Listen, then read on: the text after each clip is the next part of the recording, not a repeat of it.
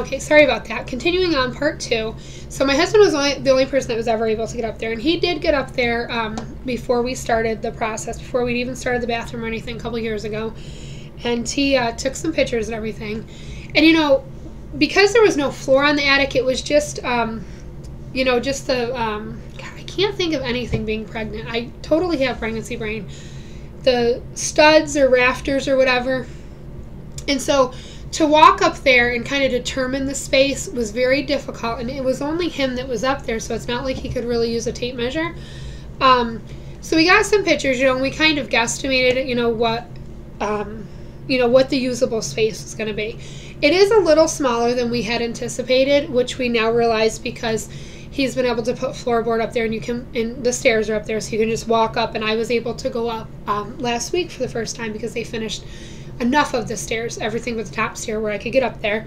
It is a little bit smaller. And it's difficult, anybody who's done remodeling, it's very difficult until things are at a point where they're finished to determine what will fit where and things like that. So what our plan is we're going to get the flooring down, which is, you know, just baseboard, not like carpet or hardwood or anything like that. We're just going to put the flooring down, get drywall on the walls. Because the other thing is, when you don't have drywall on your walls, I don't know about like newer homes, but our older home, it's all really dark wood behind, you know, the studs are really dark. And when it's dark like that, it makes every single room look so small. But once you put drywall up, you get a more realistic feel for how big it is. So I don't think he liked the size of the attic. So we discussed, because my plan always was to put 2 bedrooms in the attic. And my husband and I have actually talked about this. And we discussed just kind of leaving it open, like a loft area, and getting same-sex children. And now that I'm thinking about it, I think they'd probably have a problem with that anyway because there's no door on it. But anyhow, I think they would require us to have a door on it. I'm just now thinking that. But I don't really want to do that, and there's a couple reasons for that. First of all, I am a firm believer in what a lot of people don't believe in, and that's that your kids don't need that much. Like, for example, our baby's room. You saw the baby's room.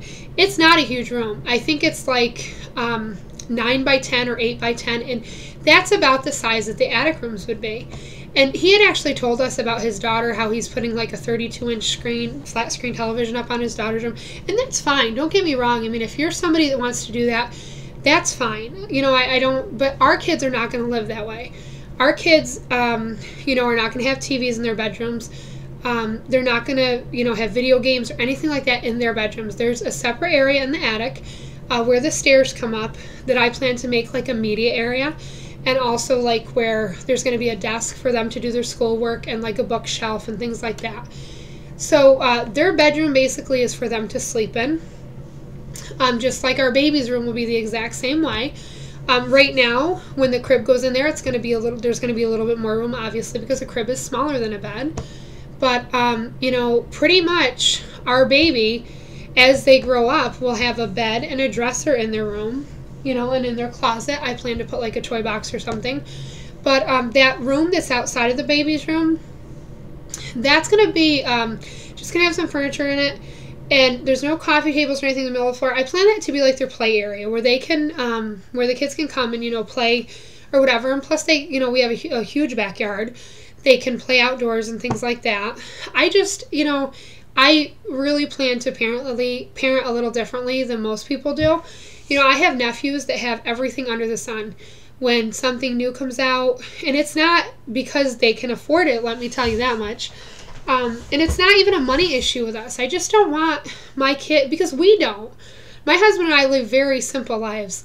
You know, I'm a firm believer, being a Christian, and I'm, you know, again, I'm not saying anyone else should live this way, but I'm a firm believer that stuff is not what kids need.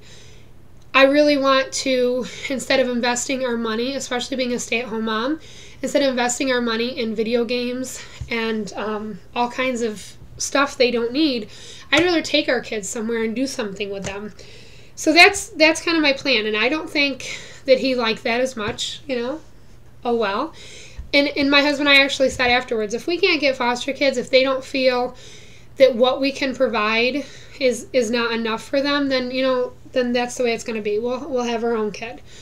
You know, and it makes it a little easier to say that now that I'm pregnant, because obviously that's not how I would felt if I couldn't have any kids. But I just feel like we live a very simple life. We kind of expect our kids will have, a pretty simple life.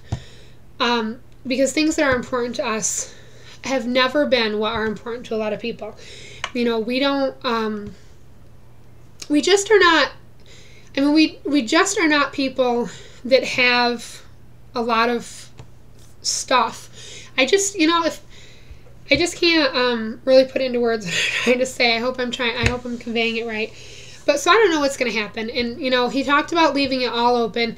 The problem that I have with that is because our biological child, is going to have its own room. And I don't want to have a separation between the biological children and the children that we adopt. So I don't want to have, because he talked about, getting a sibling group. And that's great. If they, let's say 3 brothers or whatever. And they would be up in the attic, and it wouldn't be divided into rooms. But the problem that I have with that is I feel like that's separating them out. Like, my child will have its own room. They have to share an area. You know what I'm saying? I don't want to do that. I think that, having a room that's like the size of a baby's room, which fits a bed and a dresser and a closet, I don't see a huge problem with that. So basically where we left it is that we're going to get the drywall up on the walls. We're going to put the flooring down. The next step is to have their maintenance person come out who inspects for fire safety. He checks, I don't know exactly what, I don't know, maybe your electrical box. He didn't really go into great detail with that. He's like, we can have him out here next week. And my husband's like, that's too soon, because I really want to have more done in the attic so that we don't want to have to explain how things will be. Kind of what we want to do is have the floor down, have the drywall up, and then maybe put tape on the floor where the rooms would be so that they could kind of get an idea, and it's more visual.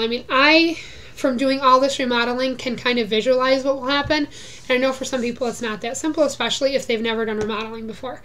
So that is pretty much it. He came back downstairs. He left. That was pretty much it. Said he would call us to schedule. So we plan on the end of February being when he will come out with our home finder guy will come out, as well as the maintenance person. And that's kind of tentative because we have to finish the baby's room first. We have to I'm hoping to get the baby's room done in the next 3 weeks, because that's when we find out the gender. I'd like to be able to get everything ready to go. The walls all primered and everything. We'll find out the gender and hopefully paint that weekend and be able to get all this baby stuff into that room, because I really don't want a crib sitting in my living room for the next 4 months. So if you guys have any questions or ideas or thoughts, let me know. I'll talk to y'all later. Bye.